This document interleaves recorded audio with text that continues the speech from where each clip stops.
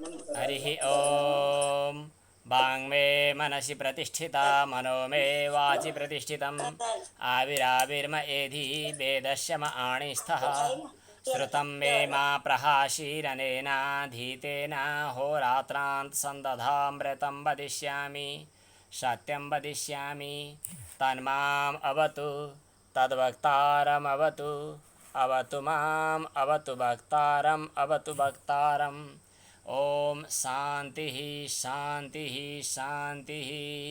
ओम पूर्णमदः पूर्णमिदं पूर्णात् पूर्णमुदच्यते पूर्णस्य पूर्णमादाय पूर्णमेवावशिष्यते। ओम शांति शांति शांति। ओम सहना भवतु सहनौ भुनक्तु सह वीर्यं करवावहै तेजस्विनावधीतमस्तु मा विद्विषावहै। ओम शांति शांति शांति। ओम आप्यायन्तु ममाङ्गानि वाक्प्राणश्चक्षुः श्रोत्रमथो बलमिन्द्रियाणि च सर्वाणि सर्वं ब्रह्मोपनिषदं माहं ब्रह्म निराकुर्यां मा ब्रह्म निराकरोत् अनिराकरणमस्त्वनिराकरणं मे अस्तु तदात्मनि निरतेय उपनिषत्सु धर्मास्ते मयि सन्तु ते मयि सन्तु। ओम शांति शांति शांति। ओम भद्रं कर्णेभिः शृणुयाम देवा भद्रं पश्येमाक्षभिर्यजत्राः स्थिरैरङ्गैस्तुष्टुवांशस्तनूभिर्व्यशेम देवहितं यदायुः। स्वस्ति न इन्द्रो वृद्धस्रवाः स्वस्ति नः पूषा विश्ववेदाः स्वस्ति नस्तार्क्ष्यो अरिष्टनेमिः स्वस्ति नो बृहस्पतिर्दधातु। ओम शांति शांति शांति। ओम नमो ब्रह्मादिभ्यो ब्रह्म विद्या संप्रदायकर्तृभ्यो वंश ऋषिभ्यो महद्भ्यो नमो गुरुभ्यः। सर्वोपप्लवरहितः प्रज्ञानघनः प्रत्यगर्थो ब्रह्मैवाहमस्मि। अज्ञानतिमिरान्धस्य ज्ञानाञ्जनशलाकया चक्षुरुन्मीलितं येन तस्मै श्रीगुरवे नमः। नारायणसमारम्भां शङ्कराचार्यमध्यमाम् अस्मदाचार्यपर्यन्तां वन्दे गुरुपरम्पराम्।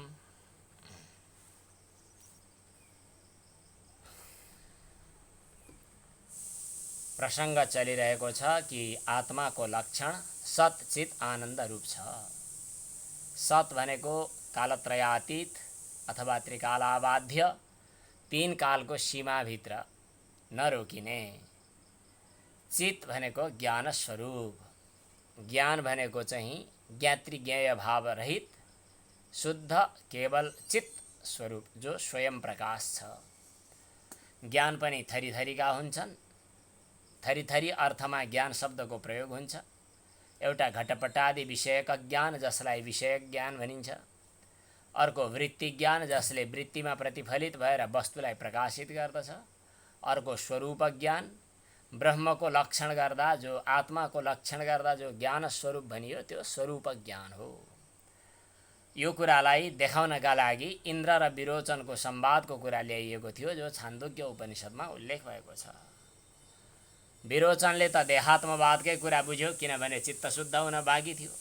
शान्तोदान्तः उपरतस्थितिक्षु इत्यादि गुणहरू चित्तशुद्धिका लक्षणहरू उसमा थिएनन् होला। त्यसैले उसले चाहिँ ब्रह्माजीको उपदेशबाट अक्षिपुरुष सम्बन्धी उपदेशबाट उसले चाहिँ शरीरलाई नै आत्मा भन्ने ठानेर गयो। इन्द्र महाराजले चाहिँ बुझिन भन्दै फर्किँदै फेरि सोध्दै फेरि ब्रह्मचर्य व्रतमा बस्दै फेरि विचार गर्दै इत्यादि अनि स्वप्नान्तम स्वप्नको उपदेश अनि त्यसपछि सुषुप्तिको उपदेश इत्यादि गर्दै गर्दै गएर अब त्यहाँ विस्तृत छ। यो छान्दोग्योपनिषदको उही प्रसङ्गमा पढ्नु होला। तात्पर्य के निस्कियो भने त्यो पानीभित्र देखिएको जो प्रतिबिम्ब हो, त्यो प्रतिबिम्ब एक किसिमले भन्ने हो भने दृश्य हुँदै हो। दृश्य तब मात्रै खडा हुन्छ जतिखेर कोही द्रष्टा खडा हुन्छ। द्रष्टा बिना दृश्य हुँदैन। र अर्को कोणबाट हेर्ने हो भने दृश्य बिना द्रष्टा पनि हुँदैन। दृश्य बिना द्रष्टा हुँदैन, द्रष्टा बिना दृश्य हुँदैन। द्रष्टा भनेको देख्नेवाला, दृश्य भनेको देखिनेवाला। जेसुकै भने पनि त्यो प्रतिबिम्ब त देखिनेवाला न हो, देख्नेवाला अर्को कोही छ। अब त्यो देख्नेवाला र देखिनेवालालाई जोड्नेवाला पनि कोही छ। ती दुईटा छुट्टा छुट्टै छन्, तिनलाई जोड्नु पर्यो। त्यो तराजुका दुईटा पल्टालाई, दुईटा पाटालाई सेन्टरमा, केन्द्रमा राखेर झुन्ड्याउने एउटा कुनै केन्द्रबिन्दु माझमा हुनु पर्यो। अथवा भनौँ तीन खुट्टे भएको यो स्ट्यान्ड, तराजु झुन्ड्याउनका लागि पनि तीन खुट्टा भएको स्ट्यान्ड राखिन्छ। यो क्यामेराको स्ट्यान्ड पनि तीन खुट्टा भएको छ। यी तीन खुट्टा भएका अथवा ओधानका तीन खुट्टा भएका तीन पाटालाई द्रष्टा, दर्शन, दृश्य अथवा दर्शक अनि दृश्य भनौँ अहिले, उपकारक देवता। अब कुनै पनि वस्तुको चाहिँ, कुनै पनि इन्द्रियको, कुनै पनि अरू चिजको पनि एउटा उपकारक देवता हुनु पर्यो, एउटा कारण हुनु पर्यो, एउटा चाहिँ विषय हुनु पर्यो। त्यसैले हामी विषयलाई चाहिँ अधिभूत भन्छौँ, कारणलाई चाहिँ अध्यात्म भन्छौँ, उपकारक देवतालाई अधिदेव भन्छौँ। यो त हामीले अरू प्रसङ्गमा पनि भनिसकेका छौँ। अध्यात्म भनेको इन्द्रिय, अधिभूत भनेको विषय, अधिदेव भनेको उपकारक देवता सूर्य, प्रकाश, उज्यालो। जसरी यहाँ तीनटा कुराहरूको आवश्यकता पर्यो, तर यी तीनटा कुराको भेटघाट कहाँ हुन्छ, यी तीनटा कुराको मिलन कहाँ हुन्छ, यी तीनटा कुरालाई तीनटा कुरा भनेर अस्तित्वमा कसले अड्यायो, कसले पुर्यायो, कसले अस्तित्व दियो, कसले सत्ता दियो, हो त्यसलाई खोज्ने हो भने आखिरमा नेत्रभित्र रहेको त्यो छाया पुरुषलाई देखाएको त थिएन ब्रह्माजीले, त्यो भित्रको तत्त्वलाई देखाइरहेको थियो। त्यसलाई जसले बुझे उसले बुझे, जसले बुझेन उसले बुझेन। बस त्यही तत्त्वलाई चाहिँ क्रमशः इन्द्रलाई प्रजापतिले सिकाउनु भयो।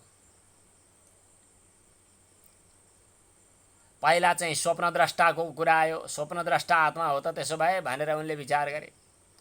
स्वप्नद्रष्टा त आत्मा हुन सक्दैन। जाग्रत अवस्थाका दोषहरू त स्वप्नद्रष्टामा छैनन्।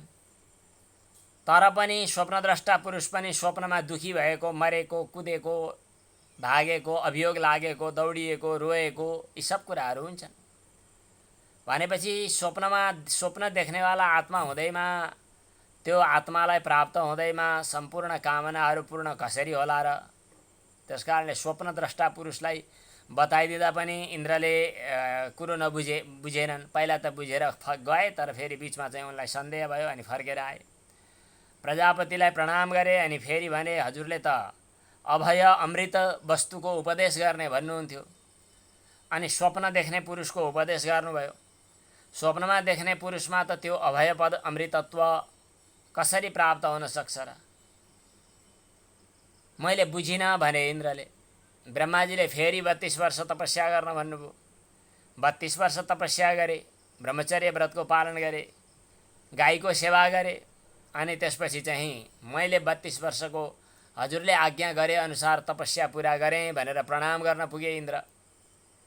अनि ब्रह्माजीले भन्नुभयो जो आँखाको द्रष्टा छ त्यो आँखाभन्दा भिन्न छ। बाहिर दायाँ बायाँ दुईटा आँखा चाहिँ नेत्रगोलक हुन्। यी नेत्रगोलक दुवैमा रहने चक्षुर इन्द्रिय चाहिँ त्यहाँको इन्द्रिय हो। बाहिर भएका सृष्टिलाई त्यो इन्द्रियले देख्छ। स्वप्नमा त बाहिरी सृष्टि छैनन्, तर मनमा पनि त्यो मनले नै सृष्टि गर्छ र मनले नै आफै यो गोलकको नभएर मनको आफ्नै दृष्टिले उसले आफै देख्छ। जब जाग्रतमा पनि छैन, जाग्रतबाट पनि निवृत्त भयो, स्वप्नमा सुतेको पनि छ, सुतेर पनि फेरि यसरी कि स्वप्न देख्दै छैन, यस्तो छ कि मजासँग सुसुप्तिमा पुगेको छ, सम्प्रसन्न सम्प्रसाद आत्मा, यस्तै के भनेको छ कि जस्तो लाग्छ त्यहाँ।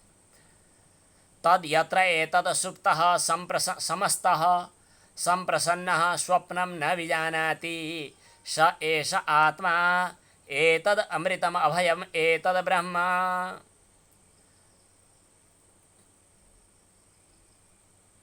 अब त्यो भनेको सुसुप्ति अवस्था, जहाँ जाग्रतका दृश्यहरू पनि छैनन्, स्वप्नका सृष्ट त्यतिखेरै सृष्टि भएका वासनात्मक दुनियाँ पनि छैन, कुनै विक्षेप पनि छैन, कुनै व्यक्ति कुनै वस्तुको भान पनि छैन। स्वप्नमा जाग्रत अवस्था भुलियो, तर स्वप्न अवस्थाका वस्तु देखिए, सुसुप्तिमा जाग्रत पनि भुलियो र स्वप्न पनि भुलियो, दुईटै समाप्त भए। त्यस्तो सुसुप्ति अवस्थामा कुनै पनि प्रतीत हुँदैन, कुनै पनि मेरो तेरो भनेर भनिँदैन, तर पनि त्यतिखेर कुनै न कुनै वस्तुको अनुभव छ, जुन अनुभवलाई सम्झेर जाग्रत अवस्थामा आएपछि भन्छ कि सुखम अहम अश्वाप्सम, मैले मजासँग सुतेँ, केही पनि थाहा पाइनँ, नकिञ्चित अवेदिशम भन्छ। हो त्यही आत्मा हो भनेर, त्यही अमृत हो, त्यही अभय हो, त्यही ब्रह्म हो। तद यत्र एतत् सुप्तः समस्तः सम्प्रसन्नः स्वप्नं न विजानाति स एष आत्मा एतद् अमृतम अभयमेतद् ब्रह्म।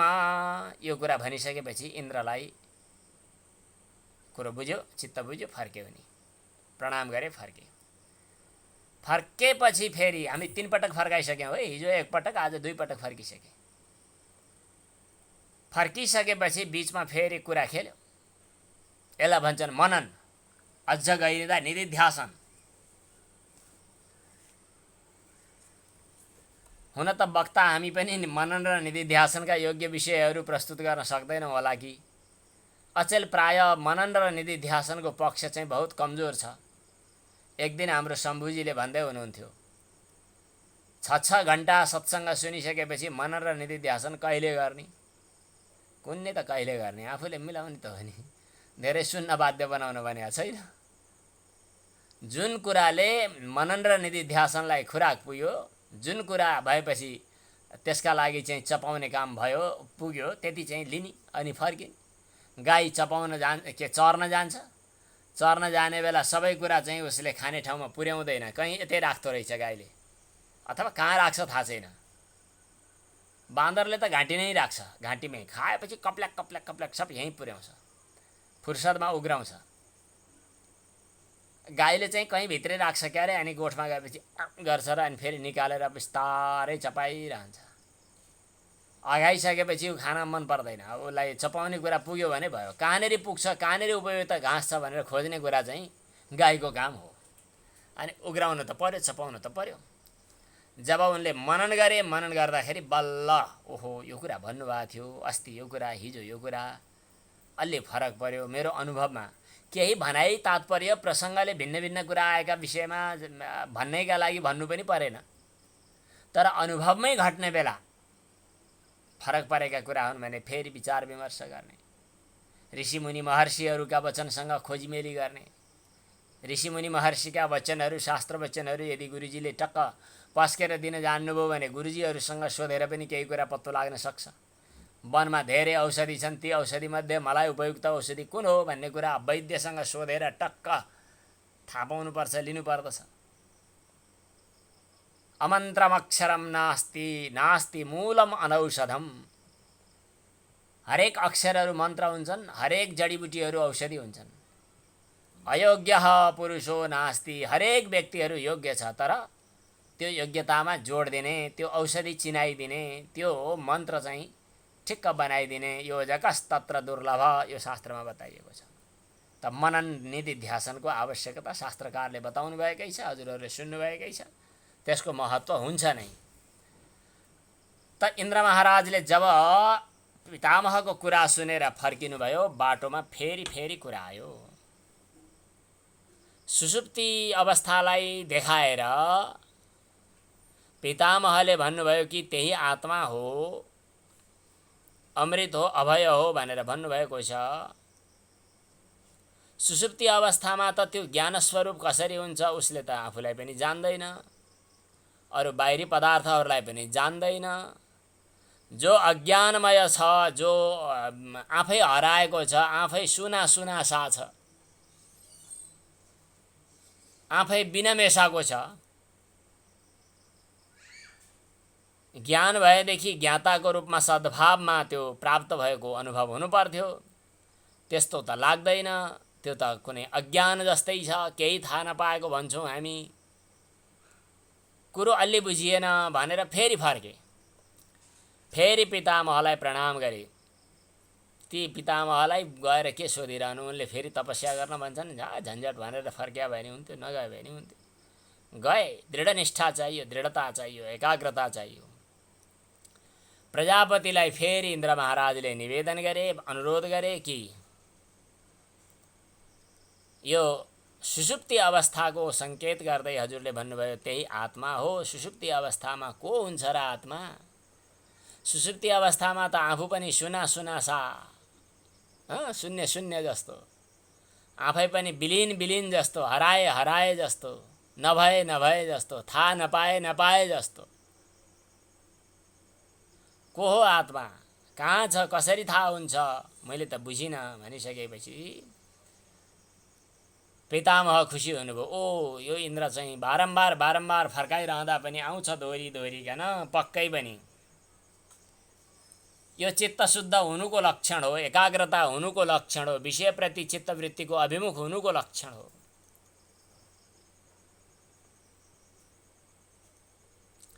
अब त्यसपछि ब्रह्माजीले 5 वर्षको भने जस्तो लाग्छ, त्यहाँ 5 वर्षको फेरि ब्रह्मचर्य व्रत पालनको आज्ञा दिनुभयो।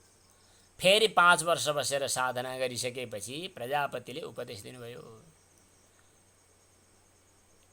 यो शरीर जसरी विकारवान छ, जन्म मृत्यु यसका पहिचान हुन्, यो पुरानो हुने, थोत्रो हुने, फेरिने गर्छ, छिनछिनमा परिवर्तन भइरहन्छ, मृत्युले यसलाई ग्रास गरिरहेको हुन्छ, विनाशी हो, दृश्य हो, अनि सङ्घात हो, घर हो, मन इन्द्रियहरू बस्ने घर हो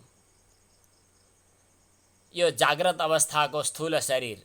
यसै गरी स्वप्न अवस्थाको शरीर पनि दृश्य हो, अस्थिर हो, प्रपञ्च हो, अनि त्यहाँ केही बस्ने वासना बस्ने ठाउँ हो। त्यो स्थूल शरीर इन्द्रिय गोलकहरू, इन्द्रियहरू, बाहिरी चिजहरू बस्ने ठाउँ हो भने सूक्ष्म शरीर वासना संस्कार बस्ने ठाउँ हो। यो भन्दा त्यो फरक छ।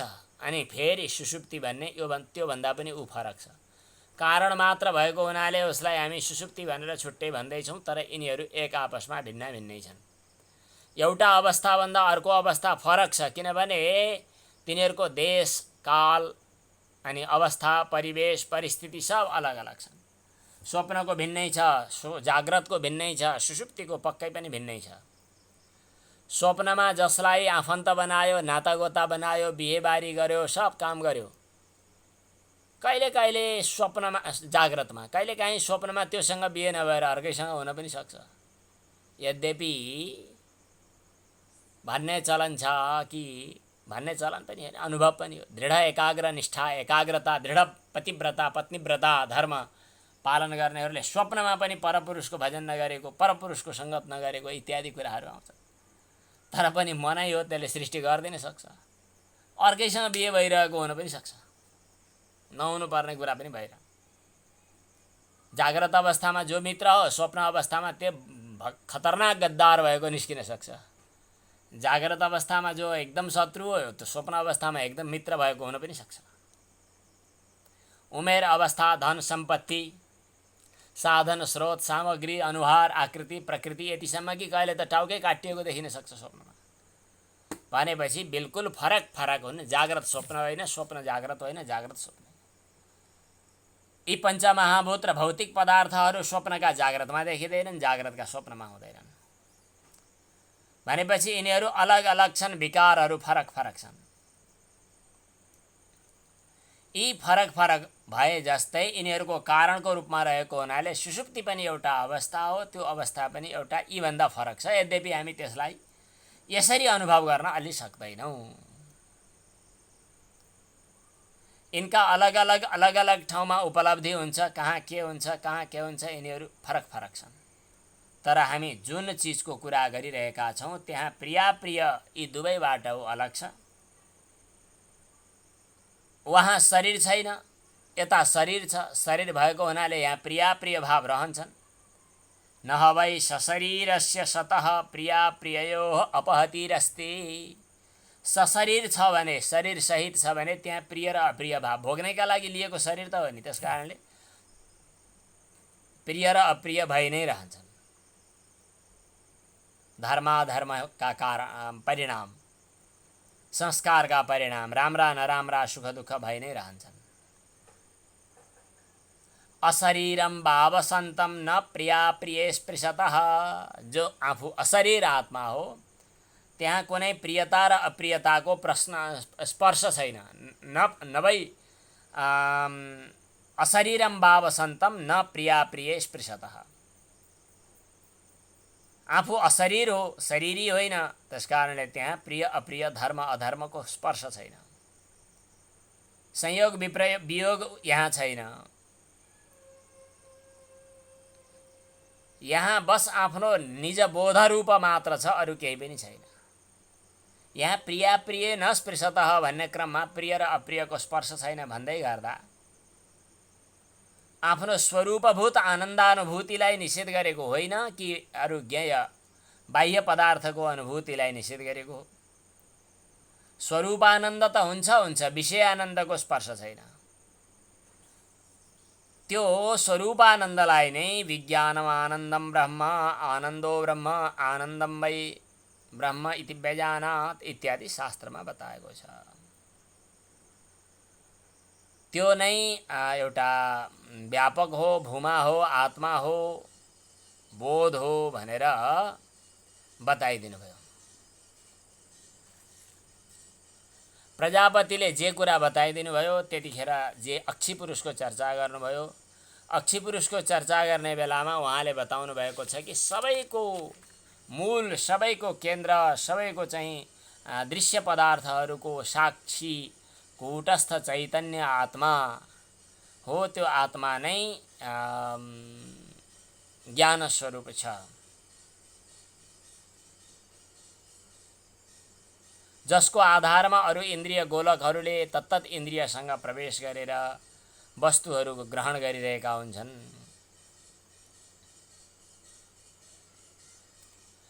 द्रष्टा बन्नका लागि चक्षुरिन्द्रियको आवश्यकता पर्यो। चक्षुरिन्द्रियमा पनि यहाँ पनि आँखा चक्षुरिन्द्रिय गोलक अनि त्यहाँभित्रको नानी अथवा के हो त्यो चक्षु इन्द्रिय जो हो नि, त्यहाँ पनि व्यापक आत्माको अनुप्रवेश छ। व्यापक आत्मा नै छ। अथ यत्र एतद् आकाशम अनुविषण्णं चक्षुः स चाक्षुषः पुरुषो दर्शनाय चक्षुः अथ यो वा एदं जिघ्राणीति स आत्मा अथ एतद् एवं यः मन्वानीति स आत्मा मनोहस्य वै दैवं चक्षु। अनि हरेकमा देख्ने द्रष्टाको रूपमा, साक्षी चैतन्यको रूपमा जसको आधारमा वस्तु प्रकाशित हुन्छ हो त्यो दृश्य स्वरूप जो हो त्यो चाहिँ द्रष्टा। द्रष्टारमरे के विज्ञातारमरे केन विजानीयात्।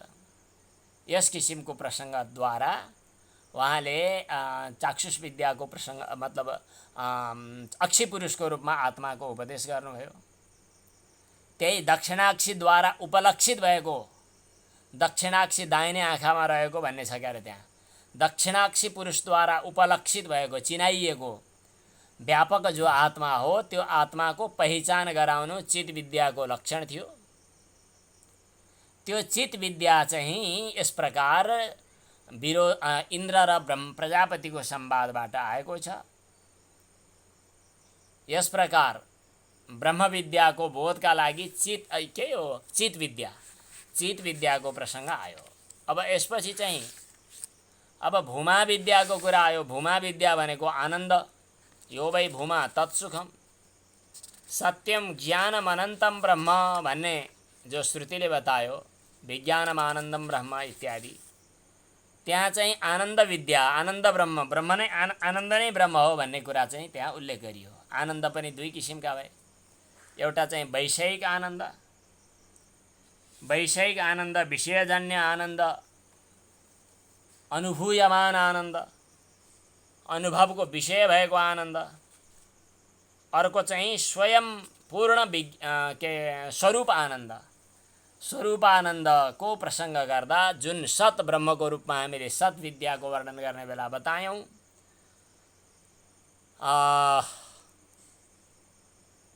श्वेतकेतु र आरुणीको संवादबाट बताइयो। त्यसपछि चाहिँ अब भूम विद्याको प्रसङ्ग पनि आएको छ। भूम विद्या चाहिँ ले आनन्द रूपको प्रसङ्ग चाहिँ आएको छ, जो सनत कुमार र नारदको प्रसङ्गबाट यो कुरा खुलेको छ। नारदजी ब्रह्माका मानसपुत्र हुनुहुन्छ।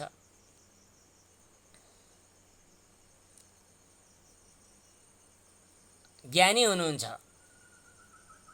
तर पनि कहिलेकाहीँ समाजको बोधका लागि पनि अज्ञानी भएको कुराहरू आउँछ। नारदजीलाई मनमा चिन्ता भइरहेको छ, छटपटी तनाव टेन्सन भइरहेको छ। नारदजी पनि शोकले व्याकुल हुनुहुन्छ। धेरै शास्त्र पढ्नुभएको छ, तर पनि मनमा आनन्द छैन, शोक बाँकी नै छ। त्यसपछि चाहिँ अब यो शोकले व्याकुल किन भएँ म भनेर नारद मुनि सनत कुमार भएको ठाउँमा जानुभयो भनेको छ। त्यहाँ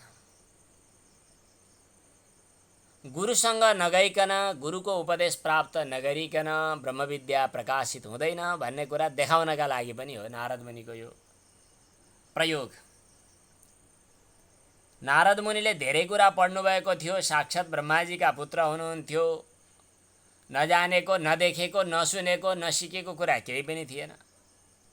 सब शास्त्रहरू तयार थिए, तम तयार जहाँ भनो त्यही। तर पनि उनलाई मनमा कतै न कतै शोक बाँकी रहेको थियो। त्यसकारणले नारद मुनि चाहिँ सनत कुमारको शरणमा जानुभयो। अनि नारद मुनिले सनत कुमारसँग गएर शरणागत भएर म भगवः शोचामी शोकस्य पारम नयतु, मलाई चिन्ता लागिरहेको छ, मनमा शोक छ, मनमा छटपटी छ, मनमा तनाव छ, मलाई यो शोक सागरबाट पार तारिदिनुहोस्। सोहम भगवो। अनि त्यसपछि सनत कुमारले सोध्नुभयो, तिमीले के पढेका छौ, अथवा तपाईले के पढ्नु भएको छ? तपाईले के पढ्नु भएको छ, के जान्नु भएको छ? जानेपछि ज्ञानबाट मुक्ति हुन्छ, ज्ञानबाट शोक दूर हुन्छ भनेको छ। तपाईले के जान्नु भएको छ भनेर सोद्धाखेरि सनत कुमारले लामै तमसुक पढेर सुनाउनु भयो। मैले यो पढेको छु, त्यो पढेको छु, ऋग्वेद पढेको छु, यजुर्वेद, सामवेद, अथर्ववेद, इतिहास, पुराण, षट अङ्ग, अनि शास्त्रहरू, कलाहरू, विद्याहरू के हुन्, के हुन्, धेरै कुरा बताउनु भयो। अनि भन्नुहुन्छ, मैले धेरै कुरा पढेको छु, यिनीहरूको मलाई याद छ, तर मैले यिनलाई पढ्न जानेको छु, भन्न जानेको छु। मन्त्रका पुरै नालीबेलीहरू फ्याकफुक पार्न जानेको छु, व्याख्यान गर्न जानेको छु, मन्त्र जान्दछु धेरै। तर मैले सुनेको हजुरहरूबाट कि तरति शोकम आत्मवित् भन्ने सुनेको छु। के सुनेको छु रे? यो ज्यादै महत्त्वपूर्ण हो, नसुन्नु भएकाले टिप्नु होला। तरति शोकम आत्मवित् श्रुतिको वचन हो। नारद मुनिले भन्नुहुन्छ, मैले यस्तो सुनेको छु हजुरहरू जस्तै गुरुहरूबाट, तरति शोकम आत्मवित्, जसले आत्मतत्त्वको साक्षात्कार गर्यो त्यसले शोक सागरलाई पार तर्छ भन्ने कुरा मैले सुनेको छु। तर म चाहिँ शोकाकुलै छु। सोहम भगवो मन्त्रविदेव अस्मि न आत्मवित्। हे भगवान्, मैले मन्त्र जान्दछु, तर आत्मतत्त्वको साक्षात्कार गर्न सकेको छैन। श्रुतम हि एव मे भगवदृशेभ्यः भवादृशेभ्यः, हजुर जस्ताहरूबाट मैले सुने कि तरति शोकम आत्मवित् इति, आत्मतत्त्व साक्षात्कार गर्ने व्यक्तिले शोक सागर पार तर्छ भन्ने कुरा सुनेको छु। सोहम भगव शोचामी, म शोकाकुल छु। तम्मा भगवन् शोकस्य पारम तारय, तारयतु, मलाई यो शोक सागरबाट पार तारिदिनुहोस्।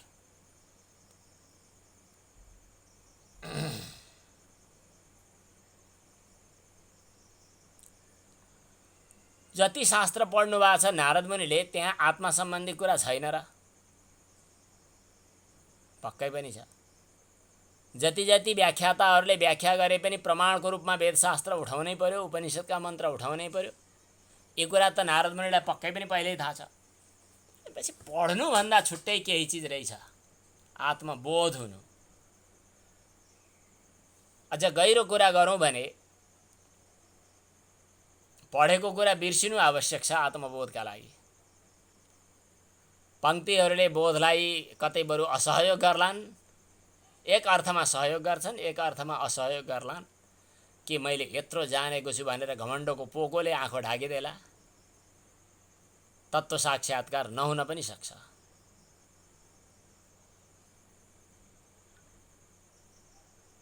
पक्कै पनि ती शास्त्रमा आत्मा सम्बन्धी कुराहरू आए पनि नारद मुनिले विचार गर्नुभएको छ अथवा सनत कुमारले उपदेश दिनुभएको छ कि जति पनि शब्दद्वारा अभिधान अभिधेय वाच्यवाचक भन्ने भनिने, वर्णन गर्ने गरिने, व्याख्या गर्ने गरिने जति पनि शब्दाडम्बरका विषयहरू छन्, किन शब्द पनि विकार हो, शब्दद्वारा प्रतिपादन गरिने भएको हुनाले ती वस्तुहरू पनि विकार भए। विकार आत्मा हुन सक्दैन। आत्मा भनेको त मैले सुनेको छु कि जो निर्विकार छ, निर्विकार हुनु पर्दछ।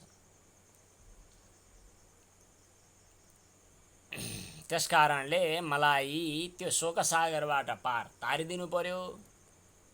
म हजुरको शरणमा प्राप्त भएको छु, मलाई अभय पद दिनु पर्यो भनेपछि सनत कुमारले नारद मुनिलाई शिष्यको रूपमा स्वीकार गर्नुभयो। अनि त्यसपछि भन्नुभयो, तिमीले आजसम्म जे जति पढ्यौ, जे जति पढेँ भनेर शास्त्रको नाम लियौ तिमीले, यी सबै के हुन् त भन्दाखेरि अपरा विद्या हुन्, ओरका विद्या हुन्, यतातिरका ओल्लो गाउँका विद्या हुन्। अथ परायया तद अक्षरम अधिगम्यते। अब परा विद्याको कुरा आयो, जो अक्षर ब्रह्मलाई साक्षात्कार गर्नु छ। त्यहाँ बताउनु भएको प्रसङ्ग त अझै यस्तो छ कि तिमीले जे जति अहिले पढेँ भन्यौ यी सब नाम मात्र हुन्। पञ्चदशीमा एउटा रमाइलो प्रसङ्ग थियो। एउटा कुन चाहिँ राजाले कोष स्थापना गरेछन्। हाम्रो महेश संस्कृत गुरुकुलमा, महेश सन्यास आश्रममा वर्तमान पीठाधीश स्वामीजीले भन्नुभएको छ, एउटा छात्रवृत्ति कोष राख्नु पर्यो भनेर। यो गत वर्ष नै कुरा आएको हो।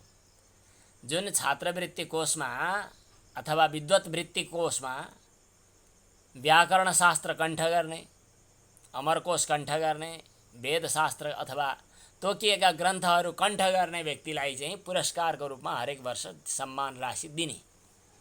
गत वर्ष पनि व्यवधान भयो, अहिले पनि व्यवधान हुँदैछ। जुन समयलाई हामीले निर्धारण गरेका थियौँ गुरु पूर्णिमा, केही थोरै कोष जम्मा भएको पनि छ। एकजना कोही यस्तै राजा थिए, मान्यौ महेश सन्यास आश्रम स्वामीजी। मान्यौ स्वामीजीले अथवा कसैले स्थापना गर्नेले भन्नुभयो कि हजुरहरूले भन्नुभयो कि जसले 4 वेद कण्ठ गरेको छ त्यसलाई म यति पैसा, यो सुन राशि, शास्त्र मतलब यति सम्पत्ति दिन्छु भनेर घोषणा गर्नुभयो। एकजना फुच्चे आइपुग्यो कोही, अनि भन्यो त्यो हजुरले तयार गरेको सम्पत्ति मलाई दिनुहोस्। अनि दाताले भन्नुभयो, के तिमीले यो सम्पत्ति किन राखेको भन्ने कुराको शर्त थाहा छ? उसले भन्यो, किन थाहा नहुने छ, मैले किन दिन भनेको भन। 4 वेद जसले जान्दछ त्यसलाई दिने भनेको। अनि के त तिमी 4 वेद जान्दछौ? किन नजान्ने, जानिहाल्छु नि भन्छ। कसरी जान्दछौ तिमीले भनेको? ऋग्वेद, यजुर्वेद, सामवेद, अथर्ववेद, 4 वेद भएनन्? भइगयो नि, ल्याउनु न पैसा भन्छ। चतुर्वेद विदेदेयम् इति श्रुत्वा ह्यवोचत ऋक् यजुः सामाथर्वाख्या इति मे दीयताम धनम। पञ्चदशीमा आएको श्लोक हो, कताबाट याद भयो, पढ्नुभयो होला हजुरहरूले। त्यसले नाम मात्रै त जान्यो भने विषय वस्तु त जानेन त्यहाँभित्र। अलिअलि उपदेशका लागि शास्त्रको रहस्य मतलब पङ्क्ति पनि जान्नुपर्ने जरुरी हुन्छ उपदेशका लागि। त्यस कारणले गुरुको शरणमा जाँदा गुरु श्रोत्रिय पनि हुनु पर्यो, ब्रह्मनिष्ठ पनि हुनु पर्यो भन्ने छ। श्रोत्रियम ब्रह्मनिष्ठम, ब्रह्मनिष्ठ श्रोत्रिय मात्रै भएर पनि भएन, ब्रह्मनिष्ठ हुनु पर्यो, ब्रह्मनिष्ठ मात्रै भएर पनि भएन, श्रोत्रिय हुनु पर्यो। श्रोत्रिय भनेको वेदशास्त्रको राम्रो पङ्क्ति जानेको, ब्रह्मनिष्ठ भनेको ब्रह्म विचारमा दृढ भएको। दुईटै हुनुपर्छ गुरुजीमा भन्ने विशेष शास्त्रको भनाइ छ। उपदेशका लागि शास्त्र वचन उद्धारण गर्नु आवश्यक छ, तर अनुभवका लागि, विचारका लागि शास्त्र पङ्क्तिहरू बसिराखौँ न आफ्नै पुस्तकका पाताभित्र। कसले नोकरी गरिरहोस् तिनीहरूको अनुभवका लागि। त नाम मात्र चार वेद जाने भन्दैमा चार वेद जानिँदैन जसै गरी, त्यसरी हे नारद मुनि तिमीले आजसम्म पढेका सम्पूर्ण शास्त्रहरू नाम मात्र हुन्। घट कलश कुम्भ इत्यादि जति नामहरू जति जति भिन्ना भिन्नै छन्, ती नामहरू जति दिए पनि चाहिएको घैँटोमा रहेको चिसो पानी हो त्यति। त्यसका नाम अनि व्याख्यान वर्णन किन चाहियो? चाहियो ठिक छ आवश्यकता अनुसार भन्नका लागि, तर त्यसमा कुनै त्यति धेरै महत्त्व छैन।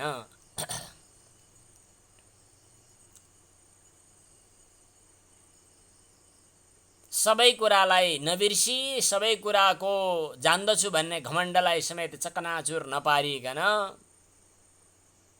सम्पूर्ण वासनालाई समाप्त नगरिकन, सम्पूर्ण नाम र रूपलाई अतिक्रमण नगरिकन, पार नलगाइकन ब्रह्मलाई प्राप्त गर्न सकिँदैन।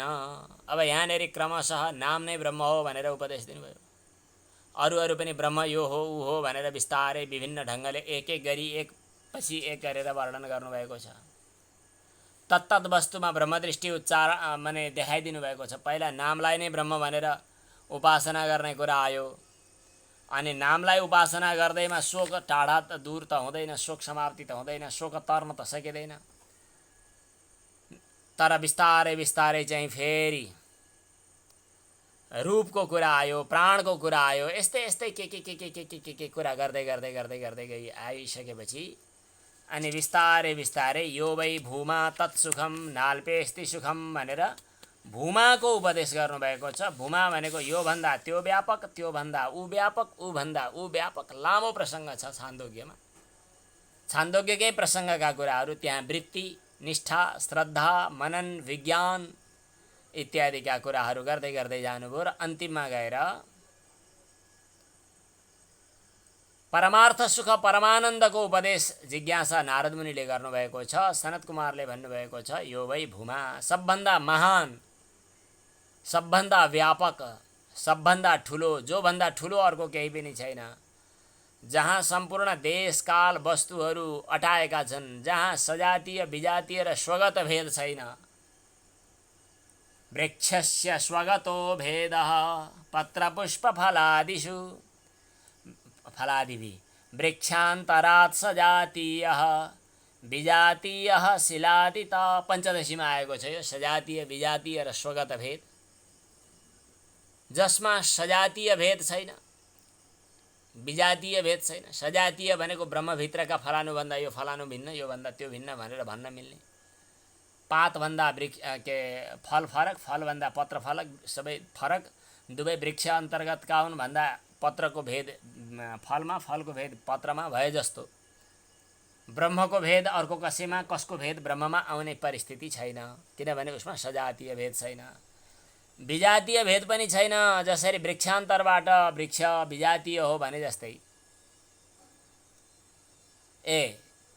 विजातीय भनेको त शिला, मृत्तिका शिला आदि भन्दा चाहिँ वृक्ष चाहिँ विजातीय भेदले युक्त छ भनेर भने जस्तै। अर्थात् वृक्षभन्दा के शिलाभन्दा वृक्ष भिन्न हो भन्नु पर्यो भने शिलागत भेद चाहिँ, शिला प्रतियोगिक भेद वृक्षमा आएर बस्यो हो, त्यो त्यस्तो भेदलाई चाहिँ विजातीय भेद भन्छन्। ब्रह्ममा यत्किञ्चित कुनै पनि वस्तुको विजातीय भेद आएर बस्न सक्दैन, सजातीय भेद पनि बस्न सक्दैन, विजातीय भेद पनि बस्न सक्दैन र स्वगत भेद पनि बस्न सक्दैन। स्वगत भेद भनेको आफूभित्रका पत्र पुष्प फलादिको भेद जस्तै। अरूमा विकार छन्, भेद छन्, किनभने उनीहरू अल्प छन्, उनीहरूको सीमा छ। आत्माको कुनै सीमा छैन, महान छ, व्यापक छ, त्यसकारणले यहाँ सुख छ।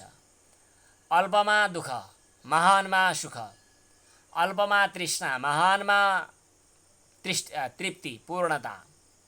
पूर्णमदः पूर्णमिदं पूर्णात् पूर्णमुदच्यते पूर्णस्य पूर्णमादाय पूर्णमेवावशिष्यते।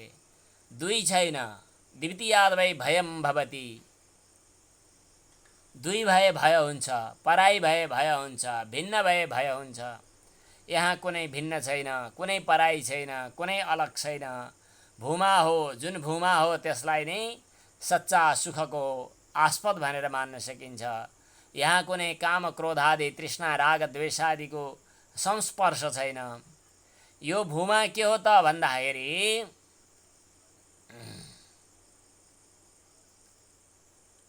द्रष्टा दृश्यको भेद जस्तो भेद नहुनेवाला चिज हो। यहाँ कुनै द्रष्टा फरक छैन, यहाँ कुनै दृश्य फरक छैन। न अन्यत् पश्यति यत्र, न अन्यत् शृणोति यत्र, न अन्यत् विजानाति स भूमा।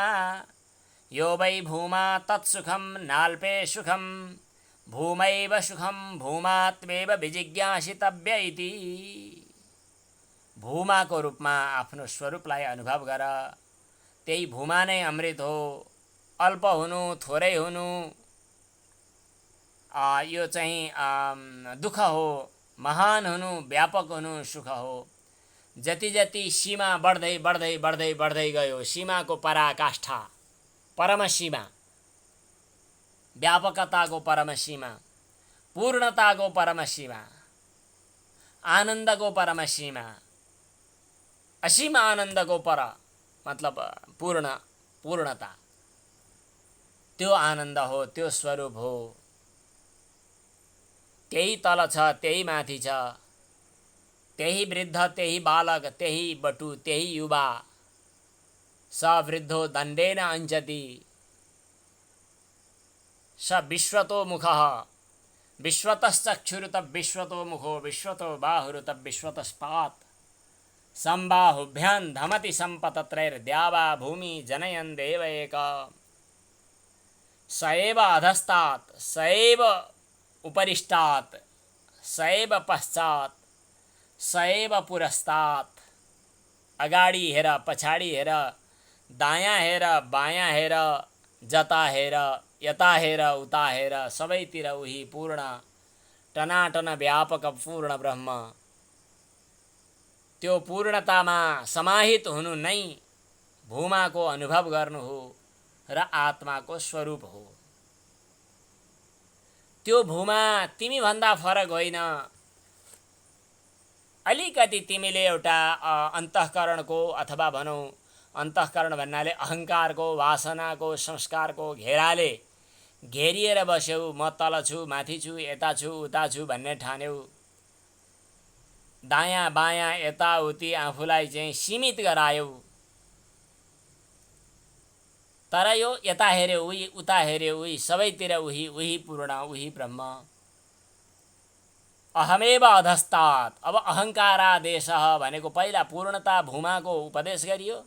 त्यो भूमा पूर्णलाई अब अहमको रूपमा अनुभव गर्ने काम भयो। पहिला उता शरबत तयार भयो अथवा गुलियो पानी घोलेर ठिक्क पारियो, अनि यता अर्को पानीमा त्यसलाई फेरि घोलघाल गरियो, यताको यता उताको यता। पहिला ब्रह्मलाई बुझ्ने, अनि ब्रह्मलाई आत्माको रूपमा बुझ्ने, अनि आत्मालाई ब्रह्ममा मिलाइदिने, फेरि अनि ब्रह्मलाई आत्माको रूपमा बुझ्ने र आत्मालाई ब्रह्ममा लगेर मिलाइदिने।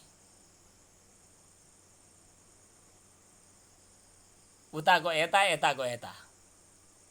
अहम ब्रह्म परम धाम ब्रह्माहम परमं पदम। अहम उद्देश्य गरेर ब्रह्मको विधान, ब्रह्मलाई उद्देश्य गरेर अहमको विधान। वस्तुतः उद्देश्य विधेय भावको पूर्णता। अहङ्कारादेश भन्छ गरे यसलाई, अहमादेश। अहमादेशको भनेको के त भन्दा अहमको रूपमा चाहिँ ब्रह्मको अनुभव। अज्ञान अवस्थामा शरीरलाई लिएर अहमको अनुभव गरिरहेको छ। तर त्यो होइन कि आत्माको रूपमा व्यापक सर्वत्र अर्थात् आत्मादेश आत्मैव अधस्तात् आत्मा उपरिष्टात् आत्मा पश्चात् आत्मा पुरस्तात् आत्मा दक्षिणतः आत्मा उत्तरतः आत्मैव इदं सर्वं सबैतिर उही पूर्ण आत्मा। त्यही पूर्ण आत्माको अनुभव जसले गर्दछ सर्वत्र व्यापक आकाशवत् निर्गुण निर्मल निराकार व्यापक पूर्ण आत्माको अनुभवमा जो रमाउँछ त्यसलाई आत्मरति आत्मक्रीडः इत्यादि शब्दहरूले उपनिषदमा बताएको छ। सवा एष एवं पश्यन् एवं मन्वानः एवं विजानन् आत्मरतिः आत्मक्रीडः आत्ममिथुनः आत्मानन्दः स स्वराट भवति। अब ऊ साम्राज्य पदवी प्राप्त गर्ने चक्रवर्ती सम्राट भन्दा पनि महान भयो, जसलाई हामीले सायद तैत्तिरीय उपनिषदमा आनन्द मीमांसामा कुरा गरेका थियौँ। सर्वाधिक आनन्द आनन्दको सीमा जो आत्माको बोध जसले अनुभव प्राप्त गरेको छ। यस प्रकार परम आनन्दको स्वरूपानन्दको उपदेश शास्त्रमा बताइएको छ। आत्माका तीनटा स्वरूप लक्षणहरू, हामी स्वरूप लक्षणको कुरा गर्दैछौँ, तटस्थ लक्षण र स्वरूप लक्षण। स्वरूप लक्षणमा आएको जो आत्मा हो, आत्माको लक्षण गर्दा सत्यम ज्ञानम अनन्तम ब्रह्म के सच्चिदानन्द रूपः, त्यही सच्चिदानन्द रूप निरतिशय सुख ब्रह्म सुख विज्ञानमानन्दम ब्रह्म आनन्दो ब्रह्मेति व्यजानात् इत्यादि शास्त्रद्वारा प्रतिपादन गरिएको निरतिशय सुखको हामीले चर्चा गऱ्यौँ। त्यही निरतिशय सुखानन्द सुखानुभूतिमा रमाउनु नै मोक्ष हो। त्यो मोक्ष चाहिँ नयाँ प्राप्त गर्नुपर्ने, नयाँ खोज्नुपर्ने, नयाँ पर गएर भेट्टाउनु पर्ने चिज पनि छैन। कहीँ आकाशको तल्लामाथि चढेर पत्तो लगाउनु पर्नेवाला पनि छैन। बस त्यही निरतिशय आनन्द रूप स्वस्वरूपको अनुभव नै सुख हो। त्यही सुख नै आत्माको लक्षण हो। आज हामीले आत्माको स्वरूप लक्षणको सम्बन्धमा यति चर्चा गऱ्यौँ। अब यस पछाडि अग्रिम प्रसङ्गहरू अगाडि बढ्नेछन्। दिनभरि श्रान्त पनि भइएको छ, तर पनि दिनभरि अरू धेरै कार्यक्रमहरू थिए। आज एउटा माता हजुरहरू केही उपस्थित पनि हुनुहुन्थ्यो।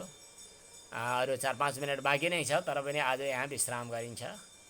ओम पूर्णमदः पूर्णमिदं पूर्णात् पूर्णमुदच्यते पूर्णस्य पूर्णमादाय पूर्णमेवावशिष्यते। ओम शान्तिः शान्तिः शान्तिः। ओम।